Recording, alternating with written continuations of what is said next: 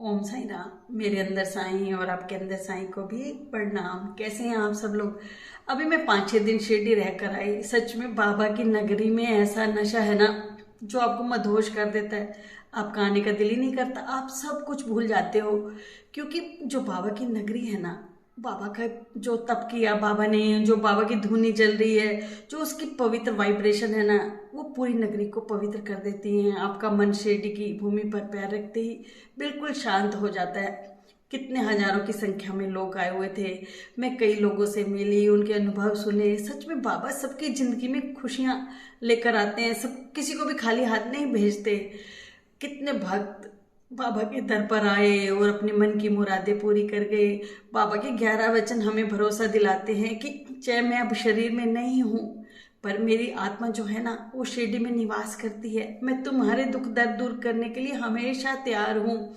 बस एक प्यार की और एक श्रद्धा की जरूरत है, जो हम लोग नहीं ले पाते। बहुत आसान है, पर पता नहीं क्यों हम इधर उधर के चक्रों में घूमते रहते हैं, अपने मन को अशांत करते रहते हैं।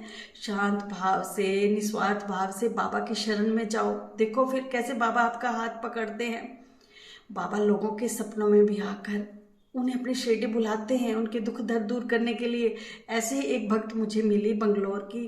बाबा ने उनके सपने में आकर कहा कि तुम एक भयंकर बीमारी से ग्रस्त होने वाली हो, तुम सब कुछ छोड़कर मेरी शिरडी आओ और वहाँ भक्ति करो और उदी से अपना इलाज करो। जब उन्होंने चेकअप करवाया तो उन्हें कैंसर की शुरुआत थी। वो सब कुछ छोड़कर शिरडी आ गई और अब शिरडी में रहती हैं, बाबा की भक्ति करती हैं और बाबा की उदी से उनका इलाज चल रहा है और वो बिल्कुल ठीक है। उन्होंने अपना पूरा जीवन बाबा को समर्पित कर दिया।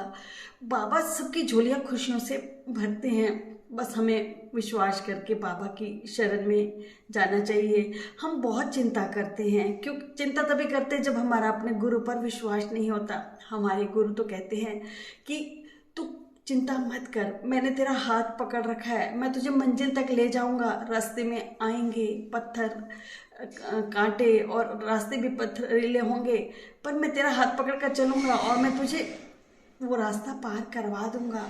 पर हम थक कर बैठ जाते हैं रास्ते में। हमें विश्वास ही नहीं कि गुरु ने हमारा हाथ पकड़ रखा है। हमें कोई भी चिंता नहीं करनी चाहिए जब बाबा जैसे गुरु हमारे साथ हैं।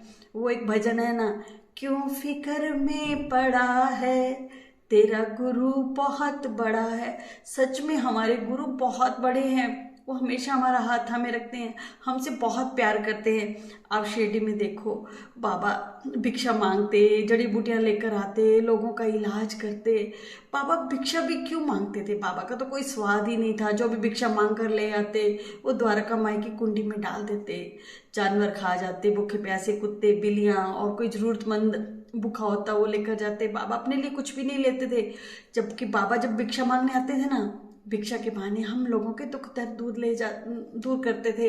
हमारे दुख दर्द अपनी झोली में लेकर ले जाते थे और उसके बदले में हमें बहुत सारा आशीर्वाद देकर जाते थे। तो इसलिए मैं कहती हूँ कि साईं शरण में बने रहिए और मन को शांत रखिए, बाबा पर पूरा विश्वास रखिए। बाबा के जो 2 मंत्र है ना, श्रद्धा और सबूरी, उस पर कायम रहिए और देखिए आपके दिन कैसे बदलते हैं। आपका मन खुशियों से भर जाएगा।